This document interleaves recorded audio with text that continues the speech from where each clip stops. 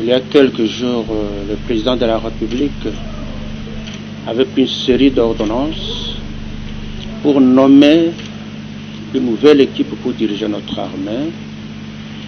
D'autres ordonnances concernaient la mise à la retraite. Certains officiers supérieurs et généraux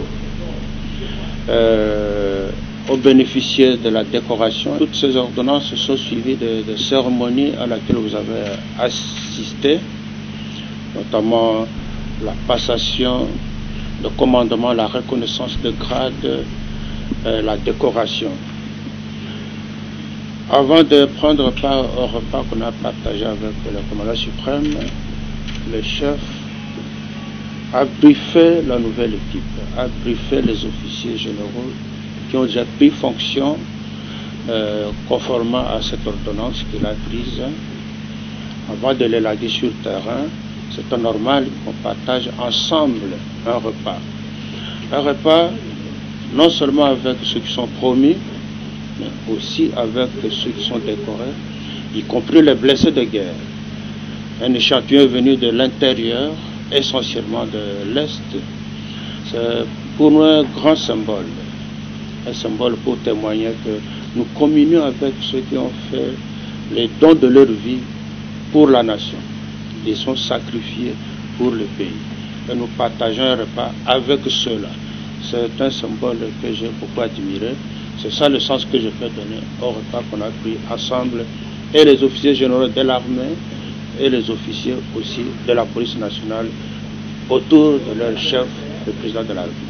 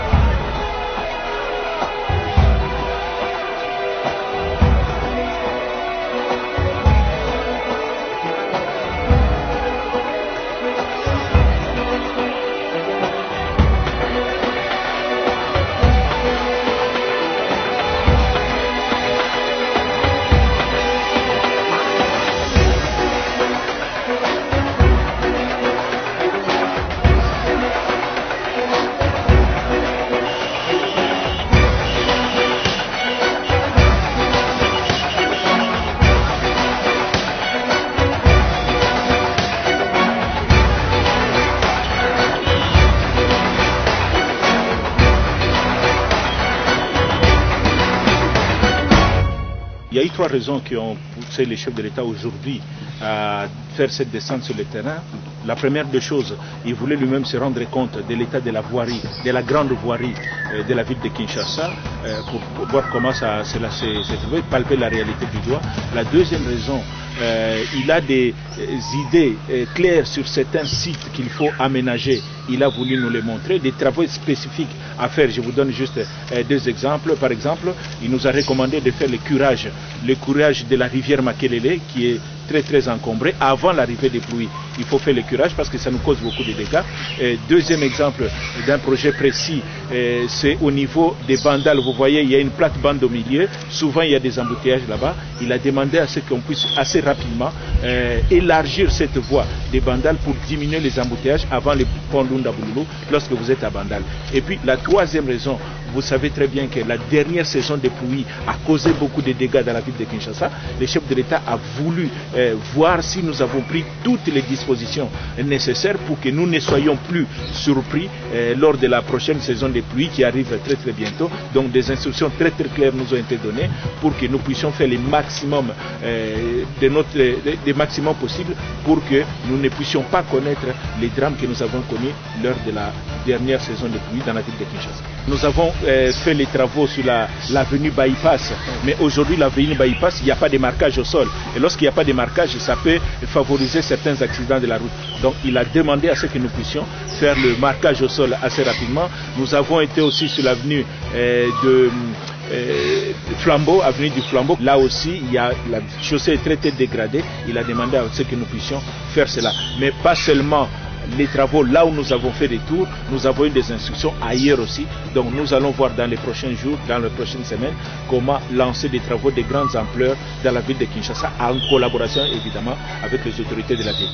Et je crois que la population est témoin de tous les efforts qu'il a fournis pour moderniser ce pays, pour réunifier ce pays, stabiliser ce pays et remettre ce pays sur les rails de la démocratie. Et vous savez, on a beau mentir, mais la population congolaise maintenant, elle est mûre politiquement. Et je pense qu'elle est en train de rendre au chef de l'État ce qui lui est dû, la reconnaissance qui lui est due de tout ce qu'il est, de tout ce qu'il a fait, n'est-ce pas, pour elle. Et à chacun d'en tirer les conséquences qu'il faut.